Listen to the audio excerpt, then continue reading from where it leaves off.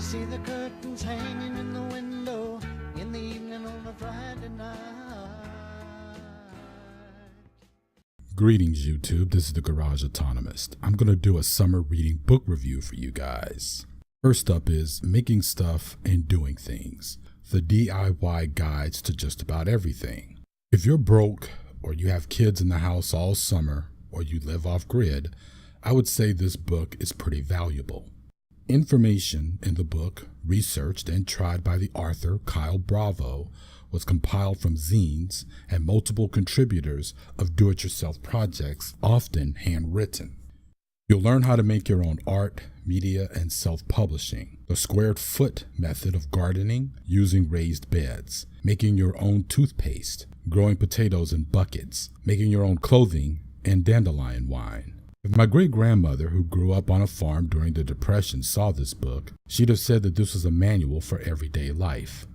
I remember whining about being bored once, and she taught me how to make glue from water and flour, which is basically wheat paste used to put posters up. Then from that, she taught me how to make papier-mâché puppets and stuff. See, at that time in my life, there wasn't even money for a bottle of Elmer's glue. And here's where I think this book comes into real purpose and meaning. Consumerism under capitalism has made us helpless dependents on the things that the bosses sell to us. As capitalism is still in its decline, we will inevitably see more crashes as we saw in 2008.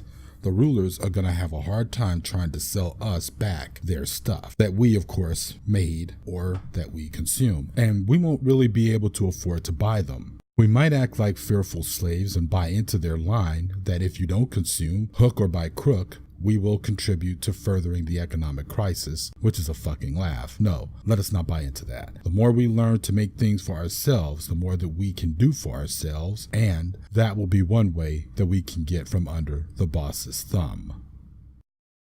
The next book, Expect Resistance, a crimethink field manual. This is probably one of the most complex and formidably creative books by crimethink. Expect Resistance is a hybrid of a novel and a collection of past crimethink essays that explore the ideas of living anarchy rather than theorizing it in our contemporary world.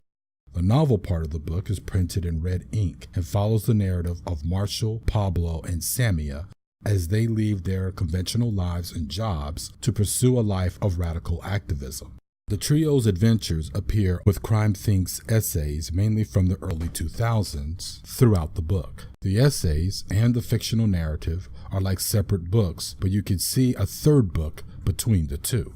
This specter of a third book shows us where truth lies between practice and theory, where we can see failure or success of living the everyday revolution. One of the parts of the book that stood out to me more than anything is something that I saw my own wife and friends experience after Occupy Wall Street, but that I had experienced myself some 19 years earlier. The section called Failure rang too true and cold for me. I quote now, "True failure, tragic and heartbreaking as it is proof that you've reached beyond yourself, that you are pushing at your own limits and the limits of the world."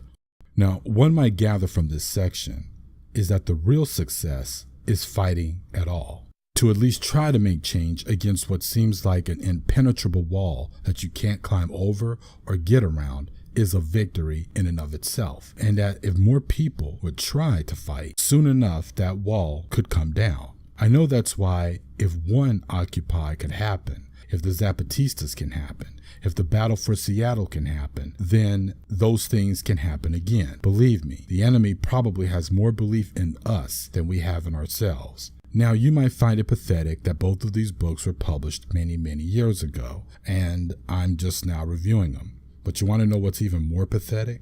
I bought these books only a few years after they were published, and I'm just now getting around to reading them. So I hope you like my book reviews. Links to the books where you can purchase them are in the low bar. This is the Garage Autonomist. Peace.